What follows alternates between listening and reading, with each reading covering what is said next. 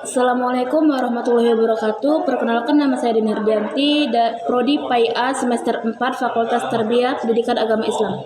Baik, di sini saya akan sedikit menjelaskan tentang conditional sentence and subjunctive. Apa itu conditional sentence? Conditional sentence dan subjunctive itu adalah dua konsep yang penting dalam bahasa Inggris yang digunakan untuk mengungkapkan kemungkinan, ketidakpastian, atau hipotesis. Nah, conditional sentences yaitu kalimat yang digunakan untuk mengungkapkan kemungkinan atau ketidakpastian tentang suatu sinyal atau kejadian. Conditional sensitive biasanya terdiri dari dua klausa, yaitu klausa kondisional dan klausa utama. Adapun jenis-jenisnya yaitu yang pertama zero kondisional yang digunakan untuk mengungkapkan kata, yang first conditional itu yang kedua untuk mengungkapkan kemungkinan, sedangkan yang ketiga yaitu second conditional untuk mengungkapkan masa depan, dan yang keempat itu third conditional untuk mengungkapkan kemungkinan yang tidak terjadi di masa lalu. Dan yang terakhir yaitu ada subjunctive. Subjunctive adalah bentuk kata kerja yang digunakan untuk mengungkapkan kemungkinan, ketidakpastian, atau hipotesis yang suatu terjadi di situasi itu ataupun kejadian yang sedang berlangsung. Nah, adapun jenis-jenis dari subjunctive, ada yang pertama itu digunakan untuk mengungkapkan kemungkinan, yang kedua itu digunakan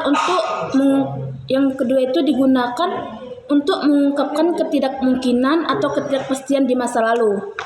Dengan memahami conditional sentence dan subjunctive, kita dapat mengungkapkan kemungkinan lebih efektif yang terjadi dalam bahasa Inggris.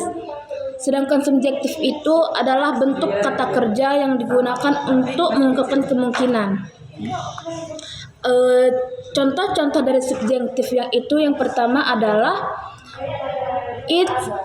It's necessary that they be present at the meeting, yang artinya adalah perlu bahwa dia hadir di dalam pertemuan. Dan yang kedua ada I suggest that they take a break, saya menyarankan bahwa dia mengambil jeda. Dan yang terakhir itu ada it's possible that he be late, yang artinya adalah mungkin bahwa dia terlambat. Jenis-jenis subjunktif terbagi menjadi dua. Yang pertama ada present subjunktif yang digunakan untuk mengungkapkan kemungkinan atau ketidakpastian di masa sekarang. Sedangkan yang kedua adalah past subjunktif yang digunakan untuk mengungkapkan kemungkinan atau ketidakpastian di masa lalu.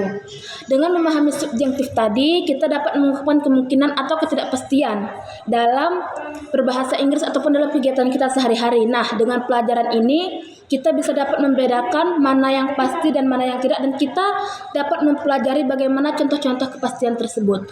Mungkin itu saja yang dapat saya sampaikan. Saya akhiri. Wassalamualaikum warahmatullahi wabarakatuh.